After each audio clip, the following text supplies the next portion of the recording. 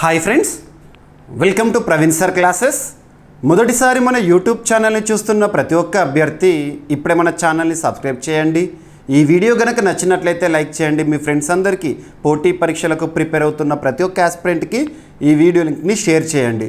ఇక ఈరోజు జూన్ 24, 2025 వార్తలు నిలిచిన జాతీయ, అంతర్జాతీయ, రాష్ట్రీయ అంశాల గురించి, వార్తలు నిలిచిన వ్యక్తులు, అవార్డులు, పుస్తకాలు, మరి క్రీడా సంబంధిత సమాచారం, ఒక్కొక్క అంశాన్ని వివరంగా తెలుసుకుందాం. అంతకంటే ముందుగా నిన్నటి డైలీ కరెంట్ అఫైర్స్ వీడియోలో అడిగిన ప్రశ్నకి వివరణతో కూడిన సమాధానాన్ని చూద్దాము. సో ఇక్కడ క్వశ్చన్ వచ్చేసి, ఇటీవల భారత ప్రభుత్వం నిర్వహించిన ఒక ఎవాక్యుయేషన్ ఆపరేషన్కి సంబంధించి మన భారతీయులు వివిధ సమస్యలతో వివిధ దేశాల్లో చిక్కుకుపోయినప్పుడు వారిని సురక్షితంగా మన భారతదేశానికి లేదా మన స్వదేశానికి తరలించడానికి భారత ప్రభుత్వం రకరకాల ఆపరేషన్లను నిర్వహిస్తూ ఉంటుంది. అలాంటి ఆపరేషన్ ఇటీవల వార్తల్లోకి వచ్చింది జూన్ 2025లో. సో ఇక్కడ క్వశ్చన్ చూడండి, ఇటీవల వార్తలు నిలిచిన ఆపరేషన్ సింధును ఏ దేశంలో లేదా ఏ దేశాల్లో చిక్కుకుపోయిన భారతీయులను సురక్షితంగా మన దేశానికి తీసుకురావడానికి భారత ప్రభుత్వం ప్రారంభించింది. Direct question. ఇదే విధంగా మీరు ఎగ్జామినేషన్లో ఎక్స్పెక్ట్ చేయొచ్చు. సో వీటిపైన చాలా ఫోకస్ పెట్టండి. రీసెంట్గా మనం లాస్ట్ వీక్లోనే ఈ టాపిక్ని డిస్కస్ చేయడం జరిగింది. ఇరాన్, ఇజ్రాయెల్ ప్రస్తుతం మనం చూస్తున్నాం, ప్రపంచంలో చాలా దేశాల్లో కూడా సంక్షోభ పరిస్థితులు ఉన్నాయి, యుద్ధ పరిస్థితులు ఉన్నాయి. ఇలాంటి పరిస్థితిని మనము ఇరాన్, ఇజ్రాయెల్ ఈ ప్రాంతంలో చూస్తున్నాం. ముఖ్యంగా వెస్టర్న్ ఏషియా ప్రాంతం ఉంటుంది కదా, పశ్చిమాసియా ప్రాంతం మొత్తం కూడా యుద్ధ పరిస్థితుల్లో ఉందని చెప్పడంలో తప్పేం లేదు. ఇజ్రాయెల్ ఆపరేషన్ రైజింగ్ లయన్ అనే పేరుతో ఇరాన్ న్యూక్లియర్ ప్రోగ్రామ్స్ని అడ్డుకట్ట వేయడానికి అక్కడ ఉన్న న్యూక్లియర్ ఎస్టాబ్లిష్మెంట్స్ని లేదా అణు ప్రయోగాలు జరుగుతున్న ప్రాంతాలు ఏవైతే ఉంటే వాటిని టార్గెట్ చేస్తూ దాడులు ప్రారంభించింది. మరలా ఇరాన్లో చిక్కుకుపోయిన భారతీయులను మన స్వదేశానికి సురక్షితంగా తీసుకురావడానికి భారత ప్రభుత్వం ఆపరేషన్ సింధుని ప్రారంభించడం జరిగింది 18th జూన్ 2025 రోజున. ఇక ఇరాన్ ఇజ్రాయెల్ పైన దాడులను ప్రారంభించింది, ప్రతిచర్యలు చేసింది. అలా ఇజ్రాయెల్లో చిక్కుకుపోయిన భారతీయులను మన భారతదేశానికి తీసుకురావడానికి అదే ఆపరేషన్ని కొనసాగించింది భారత ప్రభుత్వం. అంటే ఇప్పుడు సింపుల్గా మీరు గుర్తుంచుకోవాల్సింది ఏంటి, ఆపరేషన్ సింధు అంటే ఇరాన్కి మాత్రమే పరిమితం చేయకండి, ఇరాన్ నుండే ప్రారంభమైంది. ఇరాన్ నుండి అర్మేనియా మీదుగా మన భారతీయులను భారతదేశానికి తీసుకురావడానికి జూన్ 18న ప్రారంభించింది భారత ప్రభుత్వం. కానీ తర్వాత ఇరాన్ దాడుల పరిస్థితుల్లో ఇజ్రాయెల్ పైన దాడులు చేస్తుంది కదా, అక్కడ ఇజ్రాయెల్లో చిక్కుకుపోయిన భారతీయులను కూడా భారతదేశానికి తరలించడానికి ఇదే ఆపరేషన్ని కొనసాగించింది భారత ప్రభుత్వం. గుర్తుపెట్టుకోండి, ఓకేనా? ఎగ్జామినేషన్ పాయింట్ ఆఫ్ వ్యూ అడగవచ్చు. మరి ఏ మంత్రిత్వ శాఖ పరిధిలో అంటే మినిస్ట్రీ ఆఫ్ ఎక్స్టర్నల్ అఫైర్స్, విదేశీ వ్యవహారాల మంత్రిత్వ శాఖ ఉంటుంది కదా, ఆ మంత్రిత్వ శాఖ వారే ఇటువంటి ఎవాక్యుయేషన్ ఆపరేషన్స్ని నిర్వహిస్తూ ఉంటారు. అండ్ ఇక్కడ అబ్జర్వ్ చేస్తే రీసెంట్గా మనకు లాస్ట్ 2 years or 3 yearsలో వార్తల్లోకి వచ్చిన ఆపరేషన్స్ ఏవైతే ఉంటాయో ఆపరేషన్స్ నుండి కూడా మనం క్వశ్చన్స్ని ఎక్స్పెక్ట్ చేయవచ్చు. సో ఇక్కడ అబ్జర్వ్ చేస్తే ఆపరేషన్ బ్రహ్మ 2025 మార్చ్ మంత్లో న్యూస్లోకి వచ్చింది. ఆపరేషన్ బ్రహ్మ 2025 మార్చ్ లాస్ట్ వీక్లో న్యూస్లోకి వచ్చింది. ఎందుకు న్యూస్లోకి వచ్చింది? ఒక సివియర్ ఎర్త్క్వేక్ అనేది 2 దేశాలపైన ప్రభావాన్ని చూపించింది, మయన్మార్, థాయిలాండ్. సో ఆ పరిస్థితుల్లో మయన్మార్లో చిక్కుకుపోయిన భారతీయులను, ఈ భూకంప పరిస్థితుల్లో చిక్కుకుపోయిన భారతీయులను మనం సురక్షితంగా తీసుకురావడానికి భారత ప్రభుత్వం ప్రారంభించిన ఆపరేషన్ పేరే ఆపరేషన్ బ్రహ్మ. ఇక రీసెంట్గా కొన్ని ఆపరేషన్స్ ఏవైతే పోటీ పరీక్షల కోణంలో ఇంపార్టెన్స్గా నేను చూస్తున్నానో వాటన్నిటిని కూడా డైరెక్ట్గా చూడండి. ఆపరేషన్ నేమ్ ఏంటి, ఏ దేశానికి సంబంధించి, కారణం ఏంటి? ఆపరేషన్ సద్భావన 2024 సంవత్సరము యాగి తుఫాను ప్రభావిత దేశాలకు సహాయాన్ని అందించడానికి భారత ప్రభుత్వం ప్రారంభించిన ఆపరేషన్ పేరు.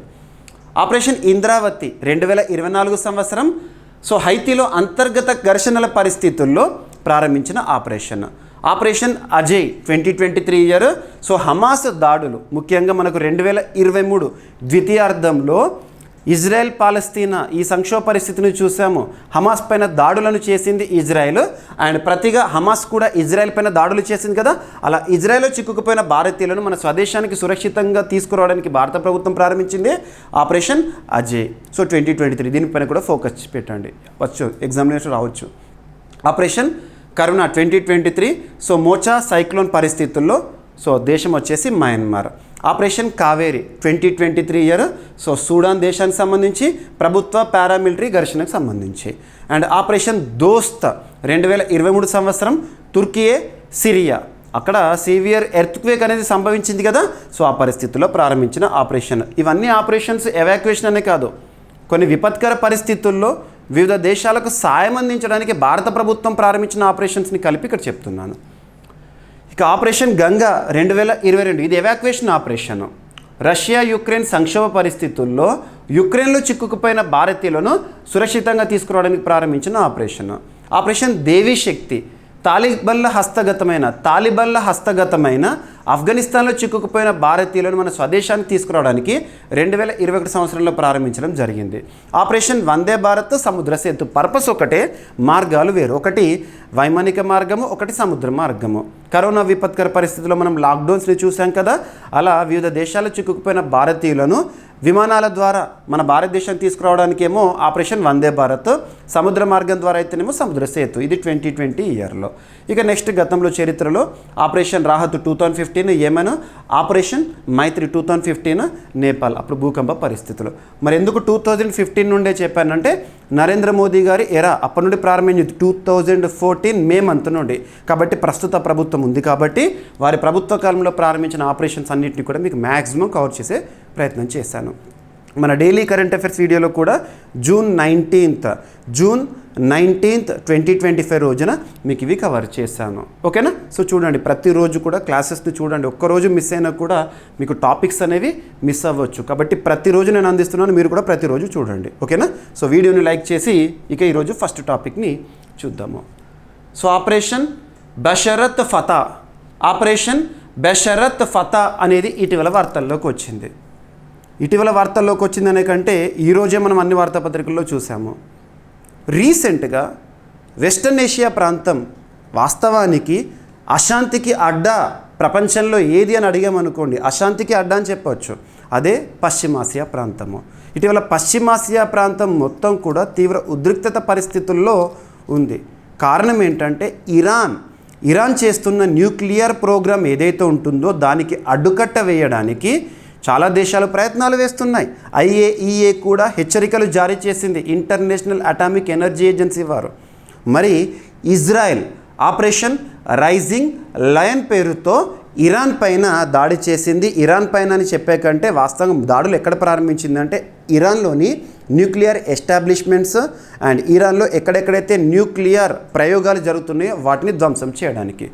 మరి ఇజ్రాయెల్కి అమెరికా మద్దతు నిలిచింది, చాలా దేశాలు కూడా మద్దతుగా నిలిచాయి. అంతెందుకు ఒక్క మాటలో చెప్పాలంటే G7 శిఖరాగ్ర సదస్సు ఇటీవల కెనడాలో కెననాస్కీ వేదికగా జరిగింది కదా రీసెంట్గా, ఆ దేశాలు కూడా ఇజ్రాయెల్కే మద్దతునిచ్చాయి.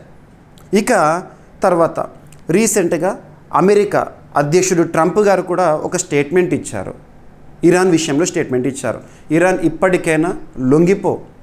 ఆ దేశ సుప్రీం లీడర్ ఖమేనీకి స్టేట్మెంట్ ఇచ్చారు, ఇప్పటికైనా లొంగిపోతే మ్యాక్సిమం మిమ్మల్ని వదిలేస్తామని చెప్పేసి ఇలాంటి హెచ్చరికలు జారీ చేస్తే ఆ హెచ్చరికలను కూడా బేఖాతరు చేస్తూ ఇరాన్ వారి ముందడుగు వేస్తూ పోయింది. మరి ఇటువంటి పరిస్థితుల్లో అమెరికా ఇరాన్ పైన నేరుగా దాడులు చేసింది. ఇరాన్లో ఎక్కడెక్కడైతే న్యూక్లియర్ ఎస్టాబ్లిష్మెంట్స్ ఉన్నాయో, న్యూక్లియర్ ప్రోగ్రామ్స్ ఉన్నాయో వాటిని ముఖ్యంగా B2 బాంబర్తో దాడులు చేసేసింది. నిన్నటి క్లాస్లో మనం డిస్కస్ చేసాము. దానికి పేరేం పెట్టాము? Operation midnight hammer. ఈ పేర్లు గుర్తుంచుకోండి. ఆపరేషన్ రైజింగ్ లయన్ ఏ దేశం పైన, ఆపరేషన్ మిడ్ నైట్ హ్యామర్ ఏ దేశం పైన. మరి ఈ operation midnight hammer America Iran పైన దాడి చేసింది కదా, మరి ఇరాన్ ఊరికి చూస్తూ కూర్చుంటుందా? ప్రతిచర్య చేస్తుంది కదా. ఆ ప్రతిచర్యే ఈరోజు న్యూస్ పేపర్లో మనం చూసాము, ఆపరేషన్ బషరత్ ఫతా. ఇదేంటంటే ఇరాన్ అమెరికా దేశం పైన దాడి చేయలేదు. వాస్తవం గుర్తుంచుకోండి, ఎగ్జామినేషన్లో స్టేట్మెంట్స్ ఇచ్చినప్పుడు జాగ్రత్తగా చూడండి. ఇరాన్ అమెరికా దేశం పైన టార్గెట్ చేయలేదు. జాగ్రఫికల్గా అమెరికాకి సంబంధించి కొన్ని మిలిటరీ స్థావరాలు ఉంటాయి, ఇంపార్టెంట్ ఏరియాస్ ఒక్కొక్క దేశాల్లో, అలా ప్రపంచవ్యాప్తంగా అమెరికా ఎస్టాబ్లిష్ చేసుకుంది. వాటిపైన దాడులు చేసింది ఇరాన్. ఏ పేరుతో? Operation Besharat Fatah.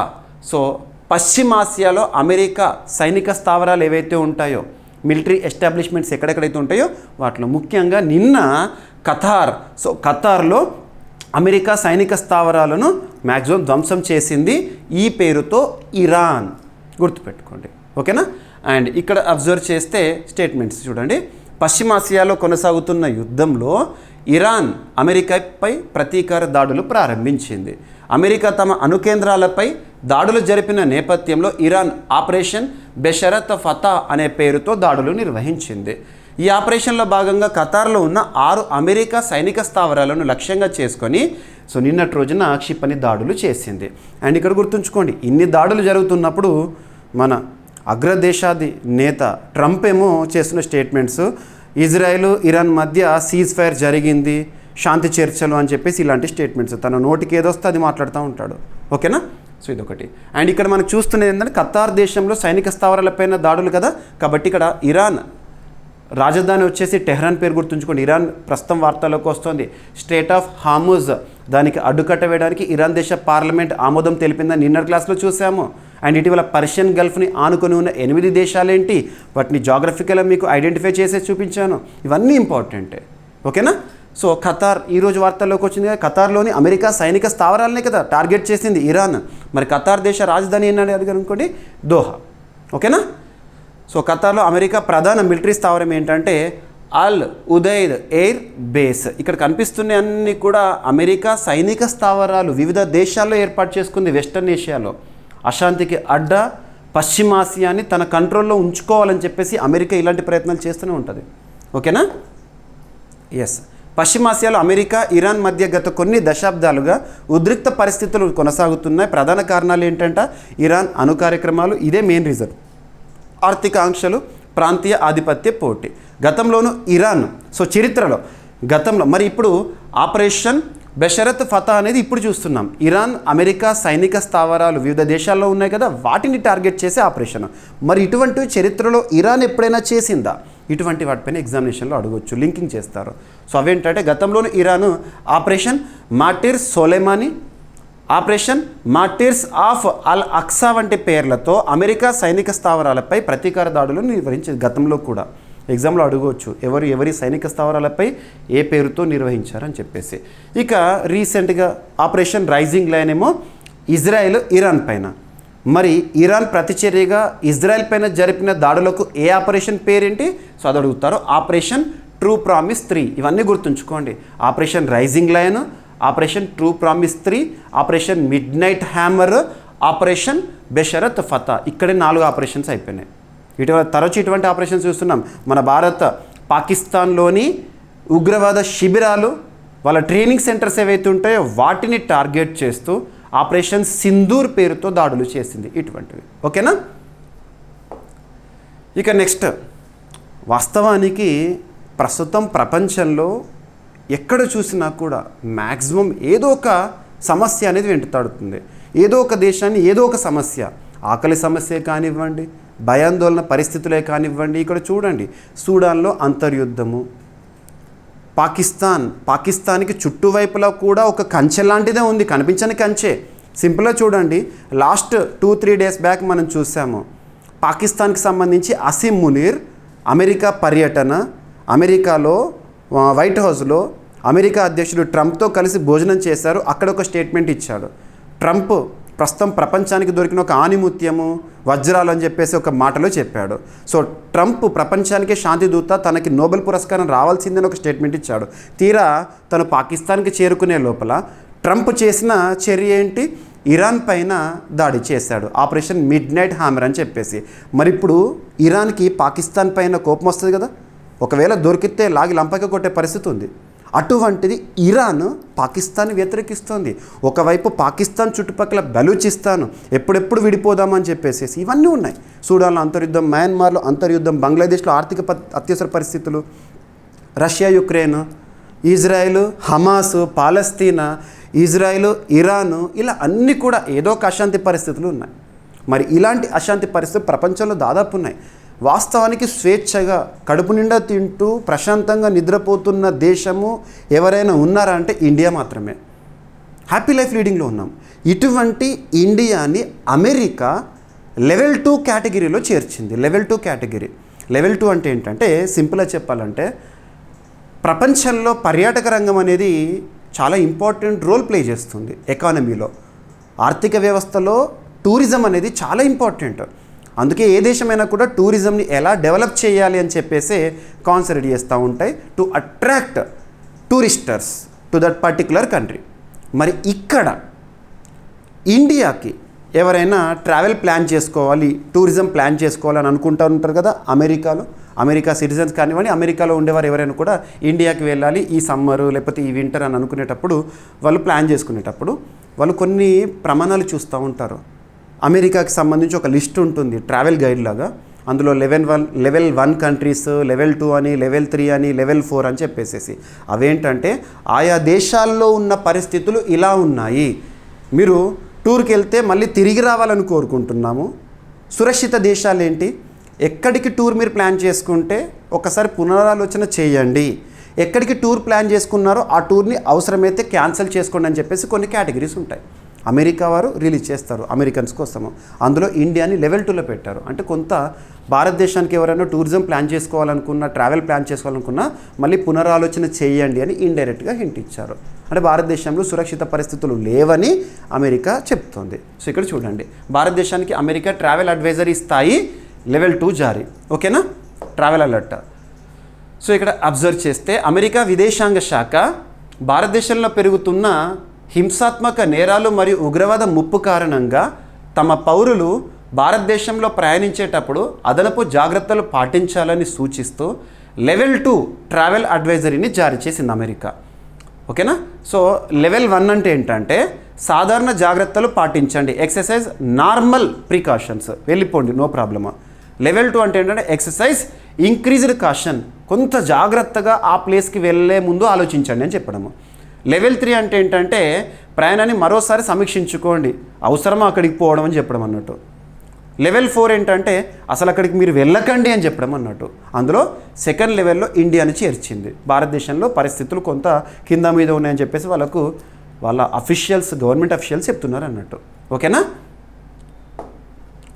ఇక ప్రచురించే సంస్థ ఏంటి అమెరికాకు సంబంధించి, అమెరికా విదేశాంగ శాఖ. ఓకేనా.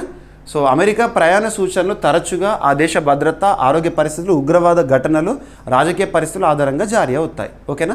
గతంలో 2024లో కూడా అమెరికా భారత్కు లెవెల్ 2నే జారీ చేసిందంట. ఓకేనా. ఎక్కడైతే యుద్ధము, తీవ్ర సంక్షోభాలు ఉంటే వాటిని లెవెల్ 4లో చేరుస్తుంది అమెరికా. ఇక నెక్స్ట్ కరెంట్ పాలిటీలో భాగంగా అర్థం చేసుకోవచ్చు. సో పార్లమెంటరీ కమిటీల గురించి మనం రెగ్యులర్గా వార్తలు చూస్తూ ఉంటాము. పార్లమెంటరీ కమిటీలు దేశంలోనే అత్యున్నత చట్టమైన రాజ్యాంగం. సో రాజ్యాంగంలో పార్లమెంటరీ కమిటీ అనే పదం ఎక్కడ కూడా లేదు.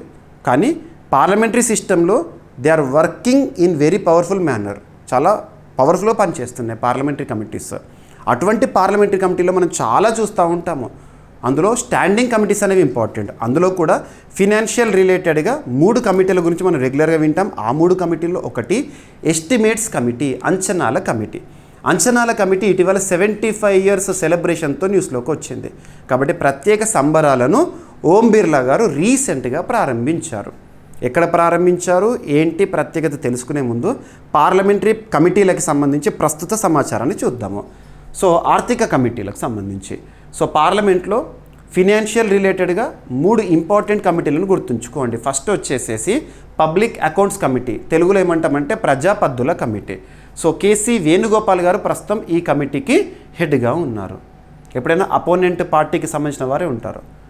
సో ఈ కమిటీ 1921 yearలో ఏర్పాటైంది. పార్లమెంట్ చరిత్రకు సంబంధించి ఎంతమంది సభ్యులు ఉంటారంటే 15 మంది ఏమో లోక్సభ నుండి ఎంపీలు, 7 రాజ్యసభ నుండి ఎంపీలు, అంటే మొత్తం 22 మంది ఉంటారు. ఇక ఎస్టిమేట్స్ కమిటీ ప్రస్తుతం డాక్టర్ సంజయ్ జైస్వాల్ గారు ఎస్టిమేట్ కమిటీకి హెడ్గా ఉన్నారు. 1950 yearలో ఏర్పాటైంది. ఇప్పుడు మనం ప్రస్తుతం టాపిక్ అదే, కాంటెక్స్ట్ 2025 75 years. ఓకేనా. 30 మంది లోక్సభ సభ్యులే ఉంటారు. ఎగ్జామినేషన్లు అడుగుతారు ఏ కమిటీలో ఏ సభ నుండి సభ్యులు ఉంటారు. ఉదాహరణకు తీసుకుంటే ఇది జాయింట్ అని చెప్పొచ్చు, లోక్సభ రాజ్యసభ ఇద్దరు ఉంటారు. ఏంటి పిఎస్సి. అదే ఎస్టిమేట్స్ కమిటీ అయితే ఓన్లీ లోక్సభ నుండే ఉంటారు. ఇలా గుర్తుపెట్టుకోండి. మీకు రీసెంట్గా ఎగ్జామినేషన్లు అడుగుతున్నారు. కరెంట్ అఫైర్స్ అంటే ఏదో వార్తల్లో వచ్చిన సమాచారము, ఆ సమాచారాన్ని గుర్తుపెట్టుకుంటే ఎగ్జామినేషన్ పాయింట్ ఆఫ్ వ్యూ ఏదో 10-15 మార్కులు వస్తాయని ఒక భావన ఉంటే పక్కన పెట్టేయండి. కరెంట్ అఫైర్స్ని సబ్జెక్ట్ లింక్ చేసుకుంటూ నేర్స్తే, సబ్జెక్ట్తో మనం లింకింగ్తో ఒక్కొక్క సబ్జెక్ట్ వారీగా వస్తున్న అప్డేటెడ్ ఇన్ఫర్మేషన్గా చూస్తే మనకు హండ్రెడ్స్ ఆఫ్ మార్క్స్ వస్తాయి. ఆ వాస్తవాన్ని గ్రహించండి. మీకు అలాగే చెప్తున్నాను, ఏదైనా టాపిక్ ఉంటే దానికి సంబంధించిన బ్యాక్గ్రౌండ్ కానివ్వండి, సబ్జెక్ట్కి రిలేట్ చేస్తూ కానివ్వండి, జీకే పాయింట్స్ని అడిషన్ చేస్తూ కానివ్వండి. ఓకేనా? ఇక ప్రభుత్వ రంగ సంస్థల committee. So committee and public undertakings అంటాము. సో ప్రస్తుతం బైజయంత్ పాండా గారు ఉన్నారు. ఇది 1964లో ఏర్పాటైంది. ఇది కూడా జాయింట్, లోక్సభ నుండి రాజ్యసభ నుండి. లోక్సభ నుండి అయితే 15 మంది, రాజ్యసభ నుండి అయితే 7, అంటే 22 మంది ఉంటారు. ఓకేనా? ఇవి ఇతర కమిటీలు ప్రస్తుతానికి అప్రస్తుతం. ఓకేనా? సో లోక్సభ స్పీకర్ ముంబైలో, so financial capital are economic capital ముంబైలో జాతీయ స్థాయి అంచనాల కమిటీల సమావేశాన్ని రీసెంట్గా ప్రారంభించారు. 75th యానివర్సరీని దృష్టిలో ఉంచుకొని ఎగ్జామ్లు అడుగుతారు. 2025 సంవత్సరంకి, 2025 సంవత్సరంలో ఈ క్రింది వాటిలో ఏ పార్లమెంటరీ కమిటీ 75 వసంతాల సందర్భం అనేది వార్తల్లోకి వచ్చింది అంటారు. ఓకేనా? Estimates committee. ఓకేనా? సో భారత పార్లమెంట్లో ముఖ్యమైన ఆర్థిక పర్యవేక్షణ కమిటీ, ప్రభుత్వ నిధులు ఎలా కేటాయించారు, ఎలా ఖర్చు చేస్తున్నారనే అంశాలను ఈ కమిటీ పరిశీలిస్తుంది. మీరంతా పాలిటీలో నేర్చుకుని ఉంటారు. సో పాలిటీ సబ్జెక్ట్ మీకు మ్యాక్సిమం ఫ్రమ్ ద బేసిక్స్ ఇచ్చేసాను. మన యాప్లో కంప్లీట్ కోర్స్ ఉంది. అందులో కరెంట్ పాలిటీని కూడా మీకు అప్డేట్ ఇస్తూనే ఉన్నాను. 2025 డిసెంబర్ వరకు పాలిటీ కోర్స్లో కరెంట్ పాలిటీ అప్డేట్ అవుతూనే ఉంటుంది. సో ఇప్పటివరకు మన యాప్ ఎవరైనా ఇన్స్టాల్ చేసుకోకపోతే ఈరోజు ఇన్స్టాల్ చేసుకోండి. GVK study circle app. So మీరు ప్లే స్టోర్లో మన యాప్ నేమ్ని టైప్ చేయండి, మీకు యాప్ విజిబుల్ అవుతుంది. లేదంటే మన ఈ వీడియో కింద కామెంట్ బాక్స్లో ఫస్ట్ కమెంట్లో మన యాప్ లింక్ని పోస్ట్ చేస్తాను. లింక్ క్లిక్ చేసి ఇన్స్టాల్ చేసుకోండి. అందులో అన్ని కోర్సెస్ కూడా ఉంటాయి. ఇండియన్ పాలిటీ కానివ్వండి, కరెంట్ అఫైర్స్ సంబంధించి CA 360 కానివ్వండి, డైలీ మీకు చెప్తున్న వీడియోస్ ఏవైతుంటే వీటికి సంబంధించి కంప్లీట్ స్క్రిప్ట్, అందులోనే టెస్ట్ సిరీస్ కానివ్వండి. సో ఒకసారి చూడండి, మీకు శాంపుల్ PDFs కూడా అందుబాటులో ఉంటాయి. ఓకేనా? నెక్స్ట్, సో ఏ ఇయర్లో ఏర్పాటైంది ఎస్టిమేట్స్ కమిటీ? 1950లో ఏర్పాటైంది. ఓకేనా? సో ఇదంతా కూడా 1 year tenure ఉంటుంది ఎస్టిమేట్స్ కమిటీలో. సభ్యులు ఎవరైతే ఉంటారో వాళ్ళకి పర్మనెంట్ కమిటీయే, కానీ సభ్యులు 1 yearకి ఒకసారి మారుతూ ఉంటారు. రైట్? సో ఇవన్నీ గుర్తుపెట్టుకోండి. సో మొట్టమొదటి అంచనాల కమిటీ చైర్పర్సన్ ఎవరంటారు? జాన్ మథాయ్. ఓకేనా? ఇక నెక్స్ట్ వచ్చేసి ఇనిషియేటివ్. మీకు ప్రెస్ ఇన్ఫర్మేషన్ బ్యూరో PIB. ఏ రోజు టాపిక్స్ ఆ రోజే, మీరు నైట్ పడుకునే ముందు ఒక్కసారి PIB వెబ్సైట్ ఓపెన్ చేయండి. డిఫరెంట్ మినిస్ట్రీస్, కాన్స్టిట్యూషనల్ బాడీస్ సంబంధించి, స్టాట్యుటరీ బాడీస్కి సంబంధించి ఆ రోజు అప్డేట్స్ అనేవి వస్తూ ఉంటాయి. మీకు ప్రతిరోజు మీకు ఇస్తున్న కంటెంట్లో PIB టాపిక్స్ అన్నీ కవర్ చేస్తున్నాను. Examination point of view importance ఉండేవి. మీకు ఈరోజు June 24th కదా, సో ఈరోజు ప్రారంభమైన ఒక ఇనిషియేటివ్. మీకు ప్రెస్ ఇన్ఫర్మేషన్ బ్యూరోలో అప్డేట్ చూడవచ్చు. రేపు న్యూస్ పేపర్లో వస్తుంది ఇది. ఓకేనా? సో నవ్య పైలట్ ప్రోగ్రామ్ అనేది రీసెంట్గా న్యూస్లోకి వచ్చింది. ఇలాంటి ఇనిషియేటివ్స్ చాలా చూస్తున్నాం రీసెంట్గా, ముఖ్యంగా అమ్మాయిల కోసము. యశోద AI అనే ఒక ఇనిషియేటివ్ ఉంది. ముఖ్యంగా ఆర్టిఫిషియల్ ఇంటెలిజెన్స్ రంగంలో మహిళలకు లేదా బాలికలకు సాధికారత కల్పించడానికి national commission for women which is working as statutory body recently initiated Yashoda AI. అలాంటివి లింక్ చేసుకోవాలి ఇలాంటి టాపిక్ చూసినప్పుడు. ఇదేమో నవ్య పైలట్ ప్రోగ్రామ్ ఏంటంటే ముఖ్యంగా బాలికలకి సంబంధించి ఈరోజు ministry of women and child development, కేంద్ర మహిళా శిశు అభివృద్ధి మంత్రిత్వ శాఖ అంట కదా, ఆ మంత్రిత్వ శాఖ అండ్ స్కిల్ డెవలప్మెంట్కి సంబంధించిన ఒక విభాగంతో ఒప్పందం కుదుర్చుకొని నవ్య AI అనే ఒక పైలట్ ప్రోగ్రామ్ అంటే ఏంటంటే కొన్ని ప్రాంతాల్లో అమలు చేస్తారు. అది కనుక సక్సెస్ఫుల్ అయిందనుకోండి, దాన్ని మరిన్ని ప్రాంతాలకు విస్తరిస్తారు. పైలట్ ప్రాజెక్ట్ అంటాం. సో నవ్య అనే ప్రోగ్రామ్ రీసెంట్గా వార్తల్లోకి వచ్చింది. ఏ మంత్రిత్వ శాఖ ఎవరితో ఒప్పందం సహకారంలో భాగంగా ప్రారంభించింది, ఉద్దేశం ఏంటి, ఏ రోజు ప్రారంభించింది? ఈరోజు June 24th 2025 డేట్ కూడా ఇంపార్టెంటే. ఓకేనా? సో మహిళలు బాలల అభివృద్ధి శాఖ అంటే ministry of women and child development అంటాము. ఎవరితో ఒప్పందం అంట? Ministry of skill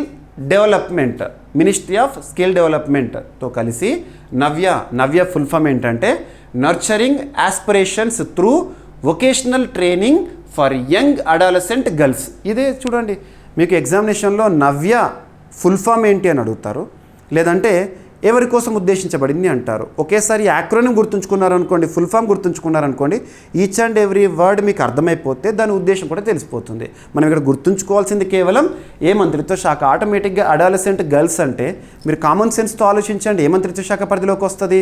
ministry of women and child development. So నైపుణ్యాభివృద్ధి గురించి అంటున్నారు ఇక్కడ. సో నర్చరింగ్ ఆస్పిరేషన్స్, నైపుణ్యాభివృద్ధికి సంబంధించి ఆటోమేటిక్గా ఏ విభాగము. ఓకేనా? సో ఈ ఫుల్ ఫామ్ గుర్తుంచుకోండి. పైలట్ కార్యక్రమాన్ని ప్రారంభించారు. ఎక్కడ ప్రారంభించారు? సో ఉత్తరప్రదేశ్లోని సోన్భద్ర ప్రాంతంలో ఈరోజు ప్రారంభించారు, జూన్ 24, 2025. సో ఉద్దేశం ఏంటి? ఏజ్ కేటగిరీ కూడా ఇంపార్టెంట్. వార్తలు నిలుస్తున్న పథకాలు చాలా ఇంపార్టెంట్. ఈరోజు ప్రారంభమవుతున్న పథకాలు లేదా రీసెంట్గా ప్రారంభించిన పథకాలతో పాటు ఆల్రెడీ ఎగ్జిస్టింగ్ స్కీమ్స్, ఇనిషియేటివ్స్ ఏమన్నా ఉంటే అందులో వస్తున్న అప్డేట్స్ కూడా మనకు పోటీ పరీక్షల కోణంలో ఇంపార్టెంటే. సో ఉద్దేశం 16 నుండి 18 సంవత్సరాల మధ్య వయస్సు గల యువతులకు కనీసం 10వ తరగతి ఉత్తీర్ణత సాధించిన వారు వాళ్ళకి నాన్ ట్రెడిషనల్ లేదా ఒకేషనల్ ట్రైనింగ్ విషయంలో నైపుణ్యాభివృద్ధిని కలుగజేయడం కోసం ఉద్దేశించబడింది. 19 రాష్ట్రాల్లోని 27 జిల్లాల్లో అమలు చేస్తారు. ముందుగా పైలట్ ప్రాజెక్ట్ అంతా అమలు చేస్తారు. 19 రాష్ట్రాల్లో 27 జిల్లాల్లో సెలెక్టెడ్ డిస్ట్రిక్ట్స్లో. ఇందులో ఆస్పిరేషనల్ జిల్లాలు ఈశాన్య భారత రాష్ట్రాలు ఉంటాయి. ఆస్పిరేషనల్ డిస్ట్రిక్ట్స్ అనే ఒక ఇనిషియేటివ్ని ఎవరు ఇనిషియేట్ చేస్తారు? నీతి ఆయోగ్. ఆస్పిరేషనల్ డిస్ట్రిక్ట్స్ ఉంటాయి, అందులో సెలెక్టెడ్.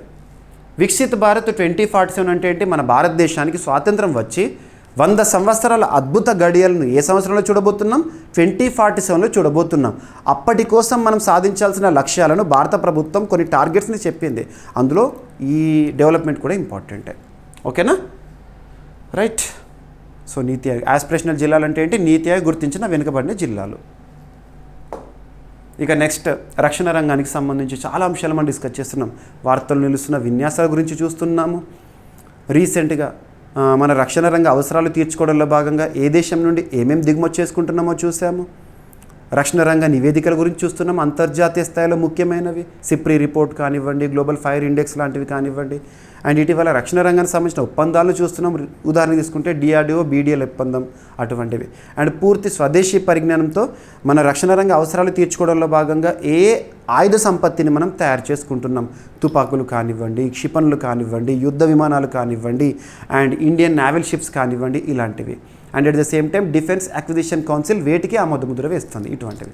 సో ఇక్కడ అబ్జర్వ్ చేస్తే పూర్తి స్వదేశీ పరిజ్ఞానంతో ఇండిజినస్గా తయారైన ఒక ఆయుధం, ఒక తుపాకీ, మనం మిషన్ గన్స్ అని చెప్పేసి చూస్తూ ఉంటాం కదా టీవీలో, అటువంటివి. సో తయారు చేయడం జరిగింది. DRDO పరిధిలో తయారైనవి. ఏ ల్యాబ్ వారు తయారు చేస్తారో ఇంపార్టెంట్. ఇటువంటి చూస్తున్నప్పుడు దీని ప్రత్యేకత ఏంటి? దేని స్థానంలో దీన్ని అమల్లోకి తీసుకొచ్చారు? And at the same time DRDO, defence research development organisation, భారతదేశంలో రక్షణ రంగానికి సంబంధించి పనిచేస్తున్న అత్యున్నత సంస్థ అయిన DRDO పరిధిలో ఏ ల్యాబొరేటరీ వారు దీన్ని తయారు చేస్తారు, అభివృద్ధి చేస్తారు, ఇవి కూడా ఇంపార్టెంటే. ఓకేనా? సో భారత సైన్యం కోసము, భారత సైన్యం త్వరలో అత్యాధునిక CQB అంటే క్లోజ్డ్ క్వార్టర్ బ్యాటిల్ కార్బైడ్ గన్స్ని అందుకొని ఉంది. ప్రస్తుతం ఉపయోగిస్తున్న స్టెర్లింగ్ కార్బైన్ల స్థానంలో ఈ కొత్త గన్స్ని తీసుకొస్తారంట. ప్రస్తుతం ఇవి ఉన్నాయి మన సైన్యం దగ్గర, వీటి స్థానంలో ఇవి వస్తాయి అంటారు. భారత సైన్యం ఈ కొత్త గన్స్ తయారీ కోసం DRDO, భారత్ ఫోర్జ్ లిమిటెడ్లకు భారీ ఆర్డర్ ఇచ్చింది. DRDO రక్షణ రంగంలో పనిచేస్తున్న అత్యున్నత సంస్థ. ప్రస్తుతం DRDO చీఫ్గా సమీర్ V. కామత్ గారు విధులు నిర్వర్తిస్తున్నారు. తను రీసెంట్గా పదవీకాలం పొడిగింపు అనే అంశంతో కూడా న్యూస్లోకి వచ్చారు. So next year 2026 May month వరకు తనే ఉంటారు. DRDO 1958 ఇయర్లో ఏర్పాటైంది. ఓకేనా? DRDO వారు భారత్ ఫోర్జ్ లిమిటెడ్లకి భారీ ఆర్డర్లను ఇచ్చిందంట. సుమారు 2000 కోట్ల రూపాయల విలువైన ఒప్పందానికి DRDO, భారత్ ఫోర్జ్ లిమిటెడ్లు L1 అంటే తక్కువ ధరకు బిడివేసిన కంపెనీలుగా ఎంపికైనాయి. ఈ కొత్త గన్ల స్పెసిఫికేషన్ వచ్చేసి, సో స్పెసిఫికేషన్ అంటే దాని డైమెన్షన్ ఏంటి, పవర్ ఏంటి అనేది. సో ఈ గన్లో DRDOకి చెందిన ఆర్మమెంట్ రీసెర్చ్ డెవలప్మెంట్ ఎస్టాబ్లిష్మెంట్ మరియు భారత్ ఫోర్జ్ లిమిటెడ్ సంయుక్తంగా రూపొందించాయి. సో తయారీ మాత్రం వీళ్ళకి ఇచ్చేసారు ఇక. ఓకేనా? సో DRDO ప్రధాన కార్యాలయం న్యూఢిల్లీ, ప్రస్తుత chairperson. And armament research development establishment అనే న్యూస్లో ఇప్పుడు చూస్తున్నాం కదా, వాళ్ళే కదా డెవలప్ చేసింది. సో అది పూణేలో ఉంది, హెడ్ క్వార్టర్ వచ్చేసేసి. ఇక భారత్ ఫోర్జ్ లిమిటెడ్ కేంద్రం కూడా పూణేలో కేంద్రంగా పనిచేస్తుంది. ఇక అదాని హరిత హైడ్రోజన్ పైలట్ ప్లాంట్ని రీసెంట్గా న్యూస్లోకి తీసుకొచ్చారు. సో ఇది ఆఫ్ షోర్లో ఏర్పాటైంది. అదేంటో చూడండి. ఓకేనా? సో ఇక్కడ అబ్జర్వ్ చేస్తే అదానీ గ్రూప్ దేశంలోనే మొట్టమొదటి అతిపెద్ద, అతి చిన్న, అతి పొడవైన ఇలాంటి ప్రత్యేక పదాలతో కూడిన కరెంట్ అఫైర్స్ని మనం సూపర్లేటివ్స్గా డిస్కస్ చేస్తాము. అలాంటి సూపర్లేటివ్ ఇక్కడ ఇండియాకి సంబంధించి మన national issues. So Adani group దేశంలో మొట్టమొదటిసారిగా 5 మెగావాట్స్ సామర్థ్యం గల ఆఫ్ గ్రిడ్ హరిత హైడ్రోజన్ పైలట్ ప్లాంట్ని ప్రారంభించింది. ఈ ప్లాంట్ ఎక్కడ, లొకేషన్ ఇంపార్టెంట్. సో ఇది ఇంపార్టెంట్. సో ఎవరు ప్రారంభించారో అదానీ. సో ఎన్ని మెగావాట్ల సామర్థ్యము, ఎక్కడ, ప్లాంట్ నిర్మాణ బాధ్యతలు అదానీ న్యూ ఇండస్ట్రీస్ లిమిటెడ్ తీసుకుంది. అదానీ అని గుర్తుంచుకోండి, ఎనఫ్. ఈ ప్లాంట్లో సౌర పవన విద్యుత్ వంటివి అంటే రెనవబుల్ ఎనర్జీ, ప్రస్తుతం ప్రపంచాన్ని నడిపిస్తోంది రెనవబుల్ ఎనర్జీ. సో పునరుత్పాదక శక్తి అంటాం కదా, ఓకేనా. ఇంధన వనరుల ద్వారా విద్యుత్ విశ్లేషణ, ఎలక్ట్రోలైసిస్ ద్వారా హైడ్రోజన్ ఉత్పత్తి చేస్తారు. ఎలక్ట్రోలైసిస్ అంటే మనం చిన్ననాటితనంలో మనం స్కూల్ ఏజ్లోనే చదివాము. సో H2 ఎలా ఉంటుంది అలా. సో ప్లాంట్ పూర్తిగా ఆఫ్ గ్రిడ్, ప్రధాన విద్యుత్ గ్రిడ్కు అనుసంధానం లేని విధానంలో పనిచేస్తుంది. అంటే దాని సొంత పునరుత్పాదక శక్తి వనరులపైనే పూర్తిగా ఆధారపడుతుంది. అదే off grid. So electrolysis, water electrolysis అంటే ఏంటి? సో ఇక్కడ అబ్జర్వ్ చేస్తే H2+O2 ఉత్పత్తి చేసిన హైడ్రోజన్. ఇందులో ఉపయోగించే విద్యుత్ పునరుత్పాదక వనరుల నుంచే రావాలి, ఓకేనా, సరిపోతుంది. ఇక అదానీ గ్రూప్ హెడ్ క్వార్టర్ వచ్చేసేసి అహ్మదాబాద్, గుజరాత్. నెక్స్ట్ సుబర్ణరేఖ అనే ఒక నది ఇటీవల వార్తల్లోకి వచ్చింది. ఈ నది విపత్తు కారణంగా, వరదల కారణంగా చాలామంది ప్రభావితమైనారు. సో ముఖ్యంగా ఏదైనా ఒక రివర్ కానివ్వండి, ఒక డ్యామ్ లేదా ఒక ప్రాజెక్ట్ కానీ దాని యొక్క ఇంపాక్ట్ అనేది న్యూస్లోకి వచ్చింది అంటే లొకేషన్ ఇంపార్టెంట్. ఏ ప్రాంతాలపైన ప్రభావం చూపించింది అది ఇంపార్టెంట్. That's enough. మీకు డిజాస్టర్ మేనేజ్మెంట్ అనే సబ్జెక్ట్ ఉంటుంది, అందులో అడగొచ్చు. అండ్ జాగ్రఫీ పాయింట్ ఆఫ్ వ్యూలో రీసెంట్ కాంటెంపరీ ఇష్యూగా చూడవచ్చు. సుబర్ణరేఖ నది ఏ రాష్ట్రంలో జన్మిస్తుంది అంటారు? జార్ఖండ్ రాష్ట్రంలో జన్మిస్తుంది, జార్ఖండ్. సో ఇక్కడ చూడండి సుబర్ణరేఖ రివర్, ఓకేనా. సుబర్ణరేఖ మ్యాప్ పాయింట్కి ఇంపార్టెంట్.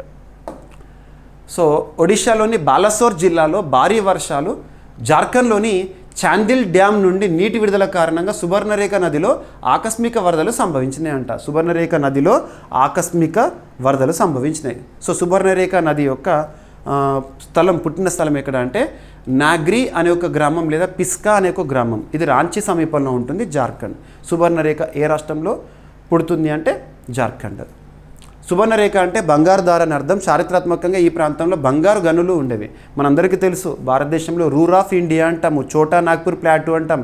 ఇవన్నీ కూడా మనకు మినరల్స్కి ఇంపార్టెంట్, ఓకేనా. సుబర్ణరేఖ నది ఏ రాష్ట్రాల గుండా పయనిస్తుంది? జార్ఖండ్, వెస్ట్ బెంగాల్, ఒడిషా. నది ముఖద్వారం ఒడిషాలోని తల్సారి వద్ద బంగాళాఖాతంలో కలుస్తుంది, ఓకేనా. మన భారతదేశంలో మ్యాక్సిమం ఈస్టర్న్ ఫ్లోయింగ్ రివర్సే, సర్వ నదులు సముద్రంలో కలవాల్సిందే.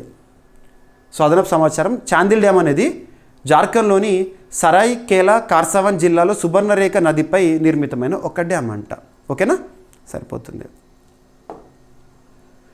నెక్స్ట్ ఆదాయ పంపిణీ సర్వే, కరెంట్ ఎకానమీలో భాగంగా ఎకానమీకి సంబంధించి ఒక కమిటీ న్యూస్లోకి వచ్చింది. ఇలాంటి కమిటీస్ న్యూస్లోకి వచ్చినాయి అంటే ఆ కమిటీకి సంబంధించి హెడ్ ఎవరు, దేనిపై అధ్యయనం చేయడానికి. ఆదాయ పంపిణీకి సంబంధించి 2026 సంవత్సరాన్ని దృష్టిలో ఉంచుకొని మినిస్ట్రీ ఆఫ్ స్టాటిస్టిక్స్ వారు ఏర్పాటు చేయడం జరిగింది. Ministry of statistics and programme implementation, కేంద్ర గణాంక మంత్రిత్వ శాఖ అంటాం. వీరే ఎకానమీలో చాలా స్టాట్స్ని ఇటీవల విడుదల చేస్తూ లేదా బేస్ ఇయర్కి సంబంధించి బేస్ ఇయర్ మారుస్తున్నప్పుడు ఏ మంత్రిత్వ శాఖ ఎక్కువగా వార్తల్లోకి వచ్చింది మనకి? సో ఈ మంత్రిత్వ శాఖ, ఓకేనా. ఆదాయ పంపిణీ సర్వే, నిపుణుల సంఘం ఏర్పాటు, కేంద్ర గణాంకాలు కార్యక్రమాలు అమలు అంటే ministry of statistics and programme implementation. ఆ మినిస్ట్రీ 2026లో నిర్వహించే ఆదాయ పంపిణీ సర్వే కోసం సాంకేతిక నిపుణుల సంఘాన్ని ఏర్పాటు చేసింది. ఈ నిపుణుల సంఘానికి IMF ఇంటర్నేషనల్ మానిటరీ ఫండ్ మాజీ executive director Surjit S Bhalla గారు నేతృత్వం వహిస్తారు. ఇది important. So Surjit S Bhalla committee ఇటీవల వార్తల్లోకి వచ్చింది. దేనికి సంబంధించి? 2026లో నిర్వహించే ఆదాయ పంపిణీ సర్వే కోసం. ఎనఫ్, సింగిల్ సెంటెన్స్లో గుర్తుంచుకోండి. ఇక మిగతాదంతా కూడా మనకు మరింత అనలైటికల్గా అర్థం చేసుకోవడానికి. దేశవ్యాప్తంగా జరగనున్న ఈ సర్వే నిర్వహణకు జాతీయ గణాంకాల కార్యక్రమానికి అంటే నేషనల్ స్టాటిస్టికల్ ఆఫీస్కి ఈ నిపుణుల బృందం మార్గదర్శకం చేస్తుంది. ఇక నిపుణుల బృందం ప్రధాన బాధ్యతలు ఏంటంటే సర్వేకు అవసరమైన ఆలోచనలు, నిర్వచనాలు, పద్ధతులపై సూచనలు ఇస్తారు. ప్రపంచవ్యాప్తంగా ఉన్న పద్ధతులపై అవగాహన కల్పించడం ఈ నిపుణుల బృందం. ముఖ్యంగా ఆదాయ పంపిణీకి సంబంధించి సూచనలు ఇస్తూ ఉంటారు, రైట్. ఇక ministry of statistics and programme implementation ప్రస్తుతం కన్సర్న్ మినిస్టర్ కేంద్ర మంత్రి ఎవరున్నారంటే రావ్ ఇంద్రజిత్ సింగ్ గారు. దేశంలో గణాంక సేకరణ విశ్లేషణ నివేదికల కోసం పనిచేస్తూ ఉంటుంది. ఓకేనా.